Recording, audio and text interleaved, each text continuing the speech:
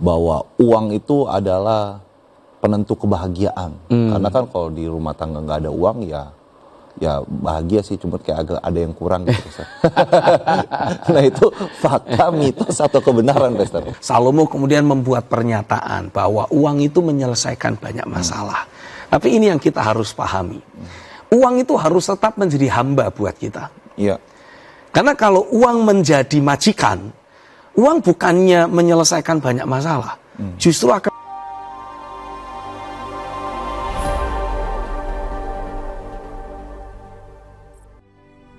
Ya, Pastor, ada lagi nih, Pastor. Bahwa uang itu adalah penentu kebahagiaan. Karena kan kalau di rumah tangga nggak ada uang ya bahagia sih, cuma kayak agak ada yang kurang gitu, Pastor. Nah itu fakta, mitos atau kebenaran, Pastor?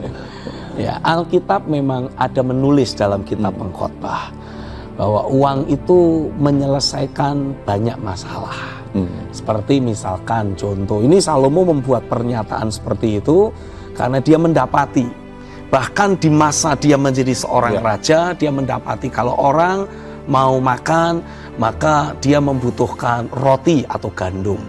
Roti atau gandum itu ya mungkin ada yang menjadi petani, dia bisa mendapatkan dari ladangnya.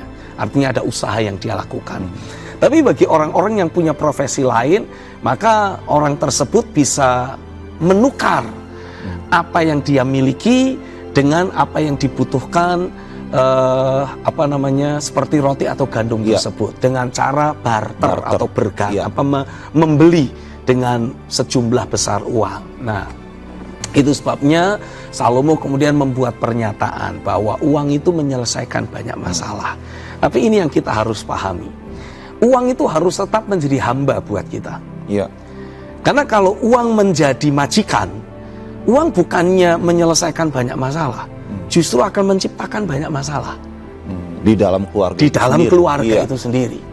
Contoh misalkan, kalau orang sudah mulai terjebak dalam ketamakan, keserakahan, terus tidak puas, merasa kurang, itu artinya uang sudah menjadi majikan dalam hidupnya.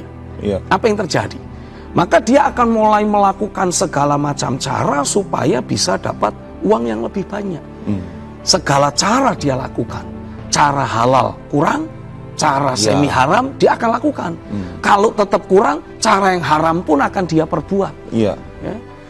Uang anggaran ditaruh di meja kasino pun boleh.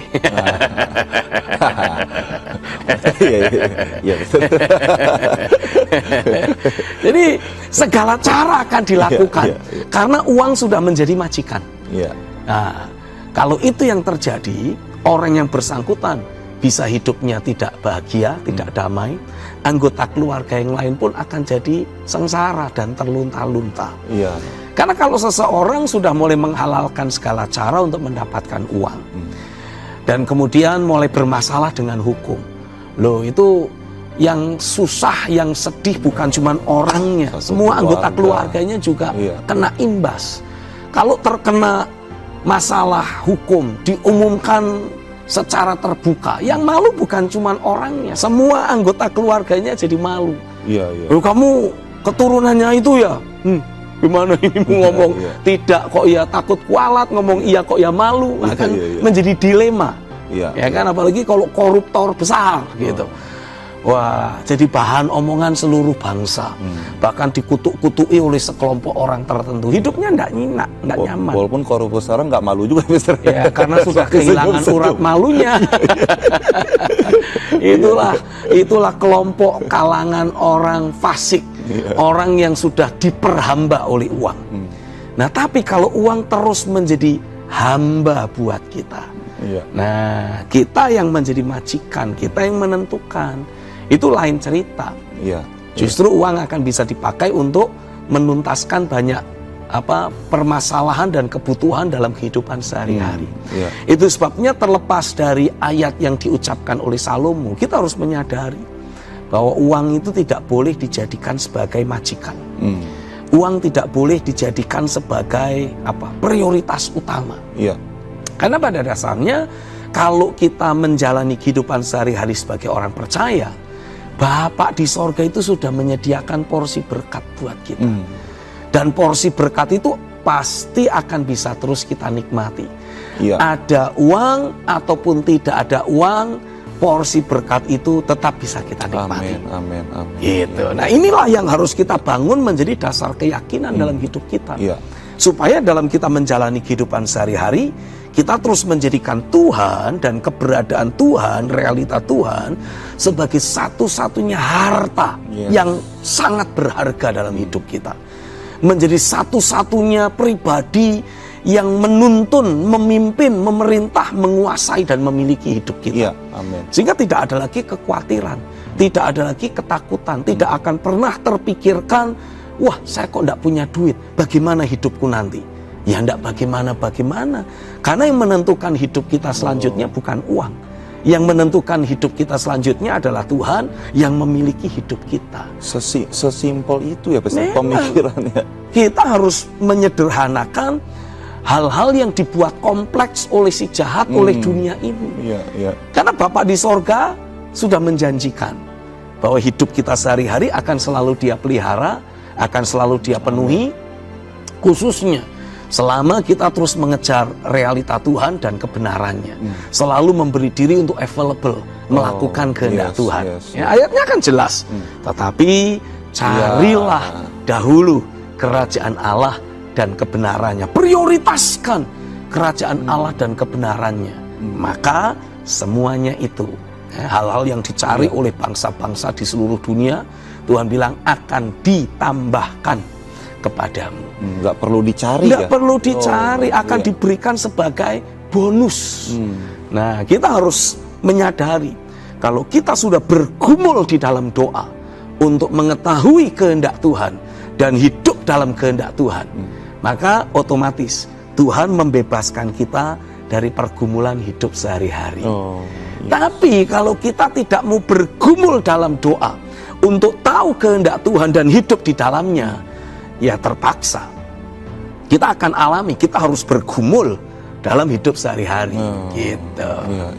Ya, baik Pastor Stephen kan sering mengatakan bahwa kita itu untuk menikmati sorga jangan tunggu nanti setelah mati, tapi sekarang waktu dalam hidup keluarga kita. dalam keluarga. Nah, bagaimana caranya Pastor agar kita bisa menikmati kerajaan sorga itu yang berbicara kebenaran, damai sejahtera dan sukacita di dalam keluarga? Maksudnya biar permanen gitu Pastor. Kadang kan damai sesaat, nggak damai lagi. Nah, biar tinggal tetap itu caranya seperti apa Pastor? Saya percaya masing-masing anggota keluarga, khususnya pertama-tama suami dan istri, itu harus menyelaraskan diri terus dengan prinsip-prinsip firman.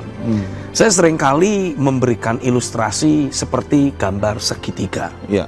Tuhan harus ada di atas. Suami boleh ada di sebelah kiri atau di sebelah kanan, dan sang istri ada di sisi yang satunya.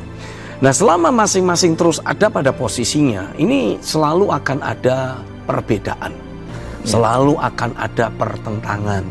Gampang terjadi kesalahpahaman. Tapi ketika masing-masing individu, sang suami atau sang istri terus mengejar Tuhan, mengejar kebenaran, ini perbedaan dan potensi salah paham itu semakin kecil. Kan kayak segitiga gitu, kalau terus mengarah ke atas kan jarak yang membedakan antara sisi kanan dan sisi kiri kan semakin kecil. Sampai pada akhirnya kita akan menyatu di dalam Tuhan.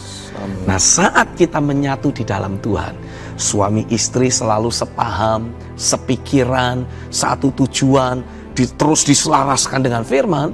Alkitab menuliskan kalau ada damai sejahtera, ada kerukunan, Tuhan sendiri yang akan memerintahkan berkat dan kehidupan untuk ada di sana. Sesimpel itu ya Pastor. Sesimpel itu.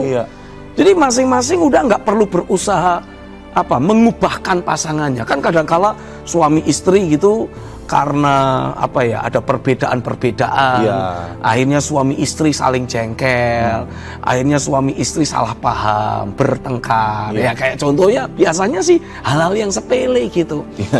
Istri kepengennya suami itu kalau ambil baju tuh ya tolong yang rapi. Cuma namanya orang laki kayaknya di seluruh dunia hampir kurang lebih sama gitu. Tarik main tarik aja, kan biasanya terus jadi berantakan tuh. Nah, karena kebiasaan suami yang suka tarik baju, sisa baju yang ada dalam tumpukan jadi berantakan, istri ngomel. Nah biasanya kalau diomelin istri, suami itu punya kecenderungan apa? Membela diri. Akhirnya karena dia menjawab atau menyanggah omelan istri, wah istri tambah panas. Akhirnya merasa harus membalas, omongannya tambah nyelekit. Suami merasa, wah saya mulai diserang, dia harus bertahan, serang balik, ngomongnya nyelekit lagi. Akhirnya apa yang terjadi? Ini kayak dua jangkrik diadu, dikilikin. Akhirnya wah saling menyerang. Diadu sama setan. Nah, diadu sama setan. Padahal kan dulunya kan mereka mengambil keputusan menikah karena saling mencintai, saling menyukai. Nah orang yang saling mencinta dan menyukai kan tidak mungkin saling melukai. Itu bisa dijadikan quote, pemirsa. Iya, siapa yang saling mencintai dan saling menyukai tidak mungkin saling melukai. Nah, tapi apa yang terjadi? Karena masing-masing bersikeras dengan pendirian, pendapat, dan egonya, terjadilah pertengkaran, saling melukai. Akhirnya apa? Suami istri saling jengkel. Nah akhirnya dipendem.